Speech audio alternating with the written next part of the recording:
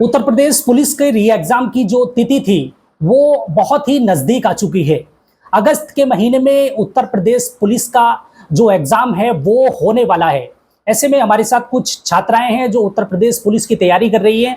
आप देखिए ये जो छात्र हैं हमारे साथ मौजूद है इस समय। इनका ये जो यहाँ पर स्टडी रूम है, ये देखिए मैप मैप भी लगा रखा है और इन्होंने और इसके बाद ये जो टाइम टेबल्स है वो भी यहाँ पर इनके द्वारा सेट किया गया है। बहरहाल हम बातचीत करने की कोशिश करेंगे। पहले तो अपना नाम बताइए। मेरा नाम शैली दिवाकर है। शैली, आप ये बताइए, उत्तर प्रदेश सरकार ने आज जो उत्तर प्रदेश पुलिस का एग्जाम था उसकी डेट की घोषणा कर दी है, कैसा लग रहा है? थोड़ा सा रिलैक्स फील हो रहा है, कम से कम डेट तो आई है, वरना तो कुछ पता ही नहीं था कि कब एग्जाम का नोटिस आएगा, कब एग्जाम होगा, कब री एग्जाम होगा, कुछ पता नहीं था। शैली, जिस तरह से पेपर लीक होता है, पेपर लीक, हालांकि सरकार ने इस बार 1 करोड़ रुपए का जुर्माना और उम्र कैद की सजा का ऐलान किया है अगर ऐसा कोई अप्रिय घटना घटित होती है तो। क्या लग रहा है आपको, किस तरह की तैयारी चल रही है और सरकार से क्या मैसेज देना चाहेंगी?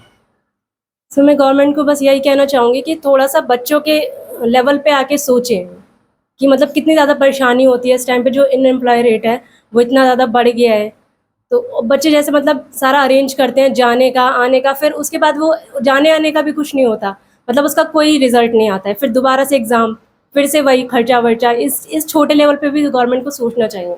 अच्छा, जो व्यवस्थाएं देखने को मिली, आपने पहले भी एग्जाम दिया उत्तर प्रदेश पुलिस का, तो पुलिसिंग व्यवस्था कैसी थी और इस बार कैसी व्यवस्था आप लोग चाहते हैं? क्योंकि छात्र बहुत मेहनत करते हैं, उसके बाद में अगर कोई इस तरह की घटना घटित हो जाए, जैसे पेपर लीक हो जाए या कुछ और हो जाए, तो उसमें छात्रों को जो है परेशानियां झेलनी पड़ती हैं।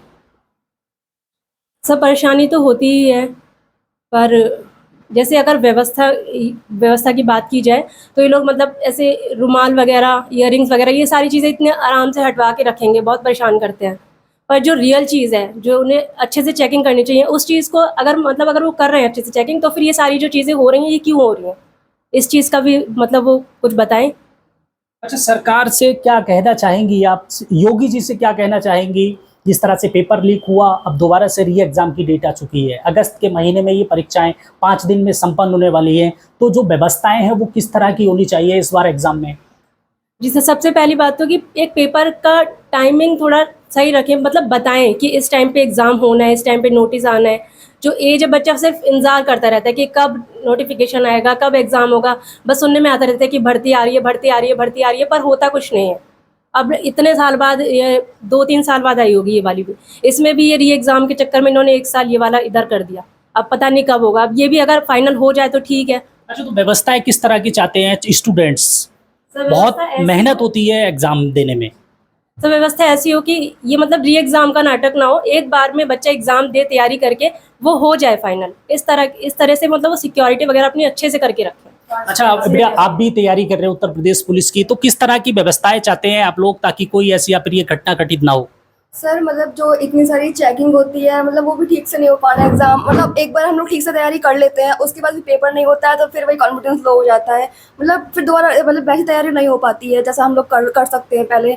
तो यही है। अच्छा, कोई भी पेपर लीक हो, बच्चों को किस तरह की परेशानियां देखने को मिलती है? क्योंकि बच्चे काफ़ी, कुछ बच्चों हम भी देखते हैं कि मेंटली तौर पे डिस्टर्ब हो जाते हैं काफ़ी, क्योंकि मेहनत करते हैं, उसके बाद में इस तरह का कोई घटना हो जाए। सर मतलब हम लोग तैयारी करते हैं, उसके बाद पेपर नहीं हो पाता है।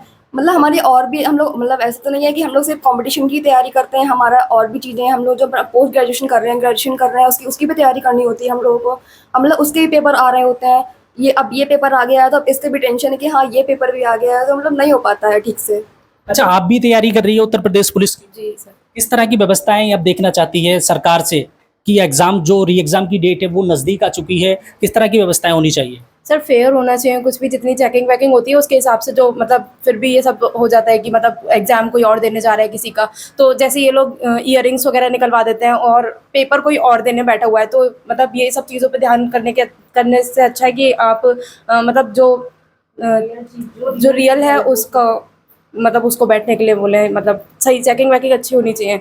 मुस्तैदी किस तरह की होनी चाहिए? पुलिसिंग व्यवस्था किस तरह की होनी चाहिए? क्या उम्मीदें लग रही है कि इस बार जो सोच है वही होगा? शायद वही होगा, क्योंकि मतलब अभी जैसे स्टूडेंट्स हैं वो बहुत ज़्यादा डिमोटिवेट भी होते हैं जब एग्ज़ाम ऐसे लीक हो जाता है। और मतलब हम लोग जैसे हैं कि हम तैयारी करते हैं, फिर उसके बाद में जो हमारा कॉन्फिडेंस लेवल होता है वो एक बार को गिर जाता है कि पेपर तो होना है, लेकिन वही बार बार लीक हो जा रहा है, तो हमारा जो कॉन्फिडेंस लेवल होता है वो बहुत ज़्यादा लो हो जाता है कि पेपर तो होना नहीं है कुछ भी, और होना भी है तो उन लोगों का होना है जो पैसे दे के करवा रहे हैं या पैसे दे के जो कर रहे हैं पेपर। अच्छा, आप भी तैयारी कर रही हैं उत्तर प्रदेश पुलिस की, क्या लग रहा है आपको, जो व्यवस्थाएं होंगी इस बार कैसी होंगी, सरकार से क्या कहेंगी? पहले तो अपना नाम बताइए। इंदु। इंदु, कैसी व्यवस्थाएं होनी चाहिए इस बार? इस बार पेपर ट्रांसपेरेंस होने चाहिए और चेकिंग अच्छे से होनी चाहिए, इयररिंग्स वगैरह ना निकाले, इससे अच्छा है कि और अच्छी चेकिंग करे।